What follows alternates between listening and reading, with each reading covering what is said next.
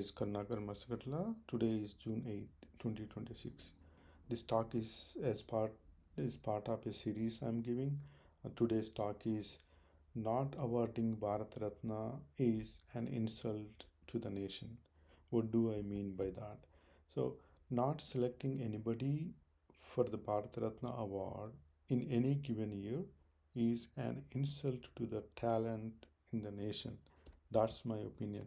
I will explain what I mean by looking at the history of the award and then contributions of the people. the the definition of the present Bharat Ratna award is for exceptional service performance of the highest order. So this award was established in 1954 and 73 years since its inception till the current year of 2026. Number of recipients since its inception is 53. Out of 73 years, 53 people were awarded, but these 53 people, number of years it was awarded is 27 years. Only out of 73, only 27 years were awarded, and within those 27 years, 53 people got the award. So timeline of the 27 awarded years with numbers, awards, number of awards in the brackets. So like 1950, 54, 1950s, 54 3 people got, 55 3 people got, and then like this. So 57 only one person got the award. So 1950s we have 8 awards, 60s 6, 70s only 3, and then 80s 4, 90s 17, and 2000 years only 3 hours, 2000 to 2010, 2009, basically 3 hours were given, and then 2010s we have 7, and 2024 to 2026 we have 5 awards. There are not every year it was given, but there are some suspension periods. The first one is 1977 to 79, and then second one is 1993 to 1995. So total number of years they didn't give any award is 6 years. The gap years are like in addition to the suspension periods, no individuals were selected for the honor during the following calendar years. So 1950s and 60s, these years there was no award was given, and then 70s and 80s, this many years there's no award. And then 1990s and then 2000s, all these years there's no award, and 2010 to 2020, 2020s, so this many um, years were left behind without any award. So number of gap years is 40. When you summarize the award, like there are 73 years from the inception of the award till 2026, and then 27 years it was awarded for 53 individuals. 6 years was the suspension period, and then there are 40 gap years. There is no award was given for 40 years, not continuously, but there are stretch of like 1 year there, 2 years there, like that. 40 years there's no award. When you add up all these, we'll get the 73. So we have more gap years than the awarded years, 27 versus 40. Why we didn't honor anybody in the country for the 40 years? So what could be the reasons? Are there any lack of worthy people for the award in the country, or the award is too high of a standard for anybody to achieve?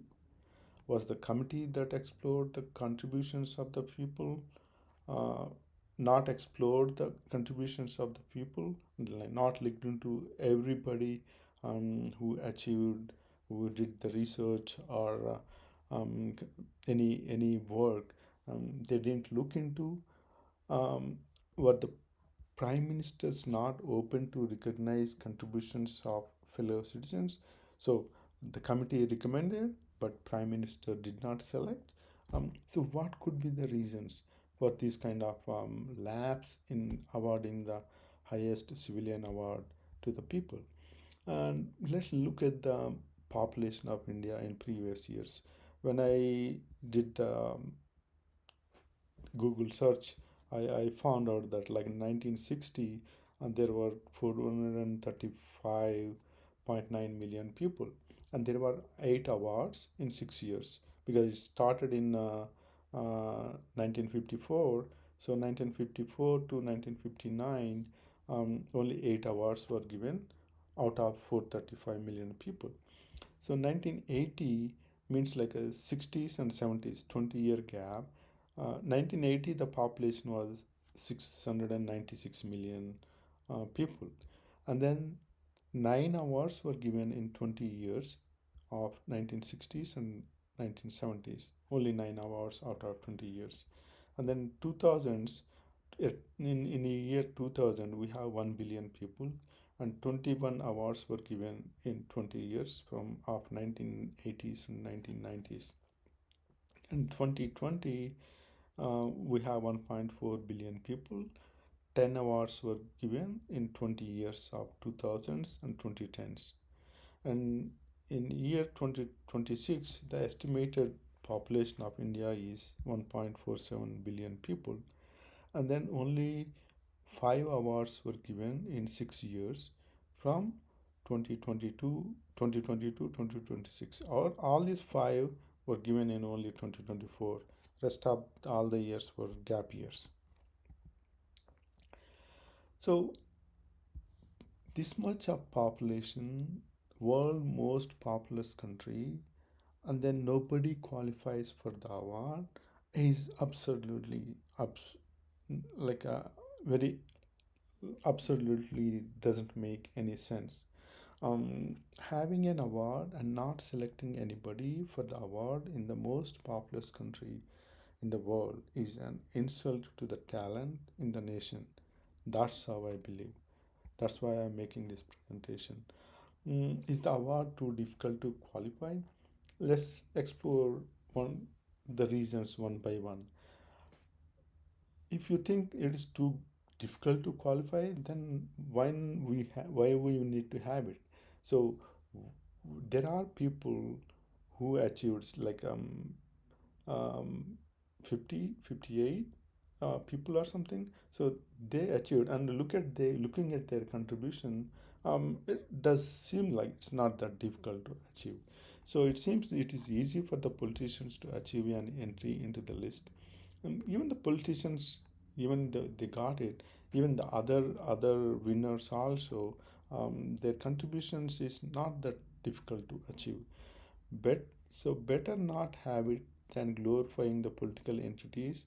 This is the reason behind one of the suspension periods from, I think, Janata Dal government. When that came, they banned the Bharata Ratna and these Padma awards, thinking that these awards were politicized, only going to the politicians. That's why they banned it for 3 years.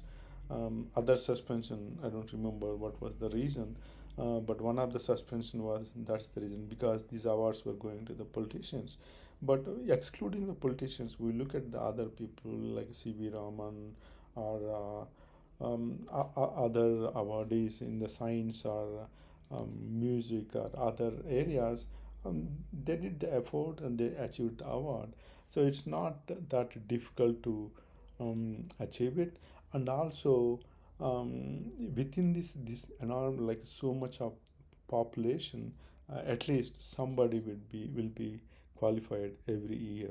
So if if at all the government thinks that like it's too difficult to, and the bar is too high, just cancel it. Like, don't have it. Like, it's better to not have the award than having an award and not giving to anybody. So looking at the reasons, are there any lack of worthy people for the award? We are most populous country. There should be at least every year somebody will be there to honor with for their exceptional contributions. And then I don't think that is the one of the reason for not giving, not for having that many gap years. Do I have a standard for the award? Don't think so. That's not a too high of a standard. Looking at all the previous winners, and then but the prime ministers not open to recognize contributions of fellow citizens. I don't think so. If somebody really recommends, and then they are worthy people, prime ministers would select. There might be cases prime minister might have ignored, but that might not be the mm, more frequent thing, and so that might not the case. But what is the what I think that is holding us from celebrating the contributions of worthy people is the committee that explores the contributions of the people. They might not be collecting the right people and presenting it to the prime minister. So the search has to be expanded and then explored all the contributions of the people, and then present it to the president. Even if you make um, mistakes, sometimes we might select somebody and then we might not think that's on par with the level of other contributors, other previous winners, but that's okay. But give it to somebody, recognize somebody, celebrate the achievements of somebody with the highest civilian awards than not giving it to anybody. So, whom are we missing? Why? Who else we can bring up and then celebrate as part of this highest civilian award? So, none of the enlightened individuals who spread the ancient Indian spiritual knowledge all over the world were made to the list. I saw all the list. Maximum number of them are politicians, some of the researchers, um, so some of them are scientists, and then musicians, literature probably there in that, but none of them were spiritual enlightened souls. Why these individuals, even though they contributed not only to India, they spread their knowledge all over the world. Why were they not part of this recognition? So Kriya Yoga or its variants were spread by Paramahamsa Yogananda, um, my Gurudeva, and then Sri Aurobindo, Sri Srila Prabhupada, Sri Sadguru, and many more such gurus has a scientific basis. Whatever they are teaching, that has very much scientific basis, and people adapted that all over the world, and that basically uh, glorifies India's achievements all over the world. These gurus are more than qualified for the Bharata Ratna award for their efforts.